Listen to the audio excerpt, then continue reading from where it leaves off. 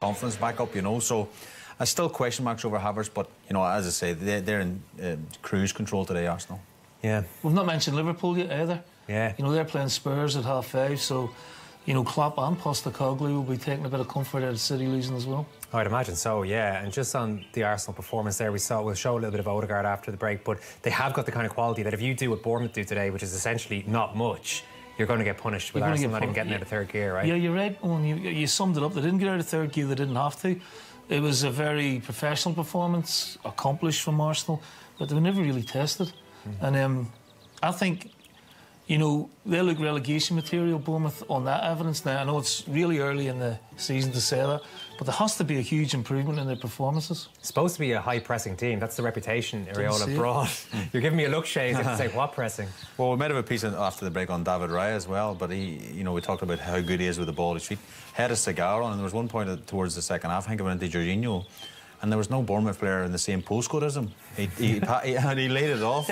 He could have turned, you know, and we didn't see any press at all from Bournemouth today, and that's a concern. As Neil rightly says, you know, O'Neill has a brilliant result today for Wolves, and it's human nature for the fans and the board and everything. You know, have we made the right decision? Yeah, but there was questions for you, Shay. You know, Gary O'Neill did a great job.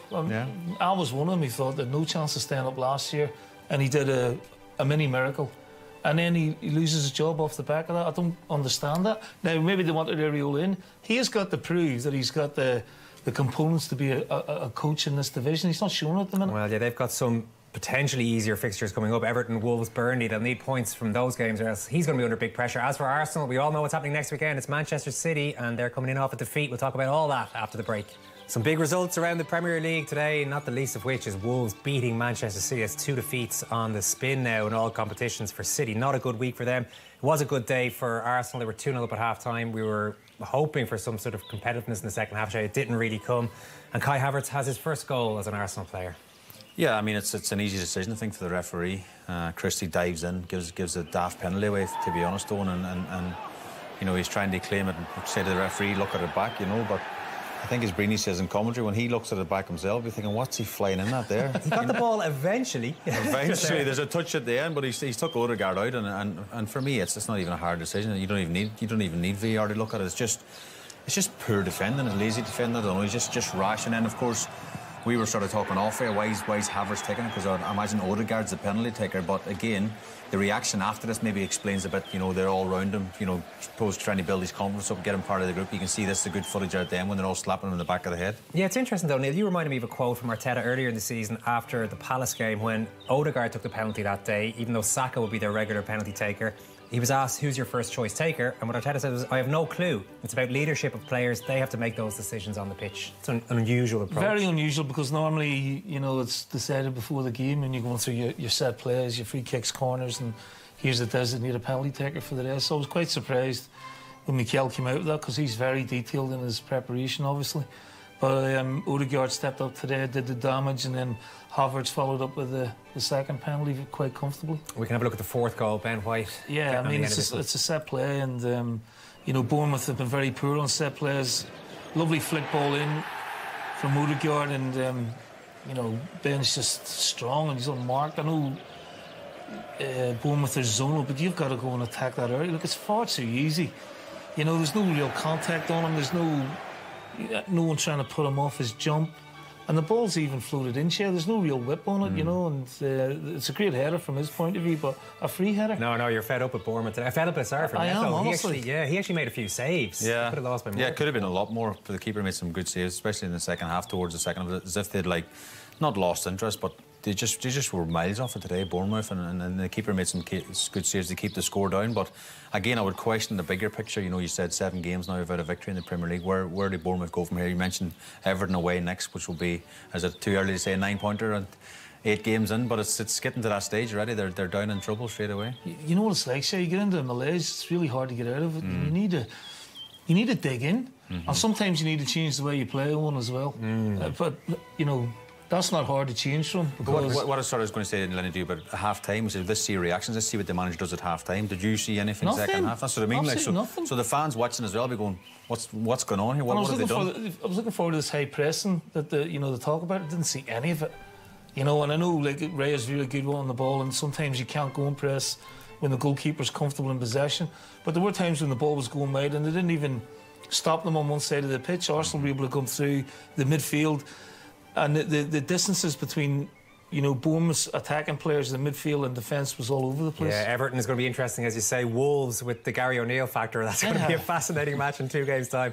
Burnley they've got as well after that, and eventually Man City. So, but that's maybe the games that you really. I mean, they played. You know, have they played Man United? They played Liverpool. Liverpool, yeah. You know, they played Chelsea. They played Chelsea. Yeah. So, you know, they've got to judge themselves against Burnley, the Evertons of this world. But on that showing, they've got no chance of winning.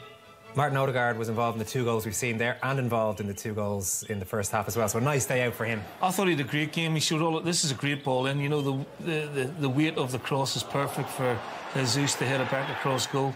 I just thought, you know, his positional play, you know, his awareness. That's just a beautiful way to pass and disguise on the pass as well. I just thought, you know, today he showed his class. He's been a wonderful player for the last sort of season and a half now for Arsenal, and.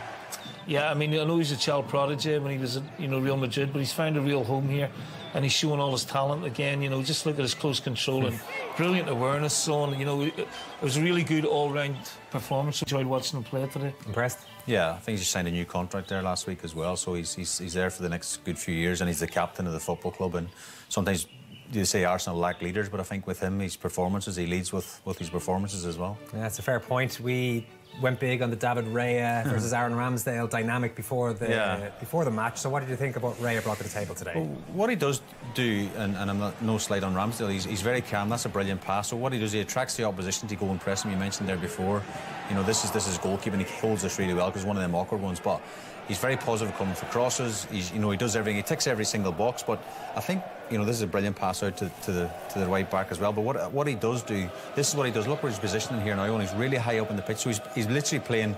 You're like 11 outfield players now when Raya's like this. He's so high up, he's so controlled. And as Lenny's rightly says, now if Bournemouth go to press him, he's waiting for someone to jump and then create space somewhere else, and Arsenal are out. You know, he's just waiting for the striker to go and press him there. So he does make a difference. I can see why they've gone for him. Yeah. That is different to Ramsdale, isn't it? Yeah, it is. I mean, Ramsdale, I don't think is bad with the ball at his feet as well. But again, I think it's much of a muchness. I think if the players are ready to receive the ball, Ray's very good at that, and I think Ramsdale as well. But what I'm saying is he's very just calm. You know, I think that spreads throughout the team as well on the ball. Because you weren't sure about this, neither of you were big fans of what they've done with the goalkeeping situation here, but you must have liked what you saw from Raya there. Under not a huge amount of pressure. No, it wasn't under a huge amount of pressure. Everything he did today, he did well with the, you know, touch of professionalism, class, everything was clean.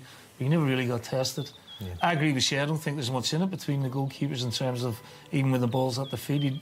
He's done well for England recently, Ramsdale. So it's going to be an interesting watch over the season when how it pans out. There's only one slightly negative point here for Arsenal today that I can see, and that is Bukayo Saka, who was in the wars a bit. He plays every game for them. They put him out there today. He had a foot injury last week. He got a couple of whacks today and eventually went off with a big couple of games ahead this week. And it didn't look good, you know, towards the end. I mean, he gets a bit of a dead leg here, but, you know, that's one of those that you can run off. This is the one that seems to have injured him, the follow through from Kirkes, and it catches him on the, it looks like the ankle. And that can be quite sore, it just clips him. And then there was a spell where he's just hobbling around, you know, and at 3-0, they took off Zinchenko and Nketiah, when really probably should have got Saka off and give him a breather, when already he's carrying an injury going into the game. Strange one. Yeah, well, you mentioned 87 games on the bounce. If you're 3-0 up away from home and you've got big games coming up this week, especially next week, Man City, you know, coming to the Emirates, you'd wrap him up in cotton wool. He's one of their main players, so... you know, Arteta will be sort of praying over the next couple of days. It's not serious. We'll take a quick break now. A couple of other results to talk about after these. And after the result against Newcastle during the week in the Carabao Cup, you'd have to say it's a bad few days for Man City. Well, Pep's interview after the game during the week, I mean, me and Lenny were both at the game, was a bit... Tetchy, wasn't it? Tetchy, is that the word? Apparently he was unhappy that they couldn't get a flight home and had to sit in the bus for 3 hours. He was unhappy about a lot of things after the League Cup midweek, so I don't know what state of mind